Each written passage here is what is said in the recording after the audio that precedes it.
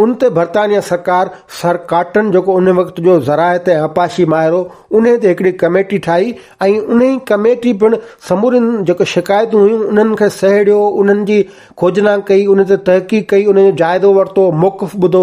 उन खां पोइ सर काटन जेका उहा कमेटी हुई उन इहो करार ॾिनो त जेके लोअर रेपेरियन आहिनि यानी सिंध वारा जेके आहिनि उन्हनि जूं ख़दशात दुरुस्त आहिनि, उन्हनि जूं शिकायतूं बि दुरुस्त आहिनि। ही 1919 जी जेका सर काटन जी जेका रिपोर्ट आहे उन में इहे सिफ़ारिशूं कयूं त लोअर सिंध यानी सिंध जेके लोअर रेपेरियंस आहिनि उन्हनि जा ख़दशा ऐं शिकायतूं बिल्कुलु दुरुस्त आहिनि। ऐं छाकाणि जो सतलुज दरिया हो उहो ट्रिब्यूटरी जेको हो इंटर सिस्टम जो यानी उतां पाणी खणी अची उहो सिंधू दरिया में दाख़िल थींदो ऐं पोइ हेठि वेंदो। हाणे उन ते ई हेतिरा हेडवर्क्स ऐं कैनाल खुलंदा त हेठि पाणी छा वेंदो। उन जे करे सिंध एहतिजाज कयो, उन्हनि जा फैक्ट फिगर अहिड़ा हुआ जेके उन वक़्तु काटन कमीशन जेका उन क़बूल करणा पिया।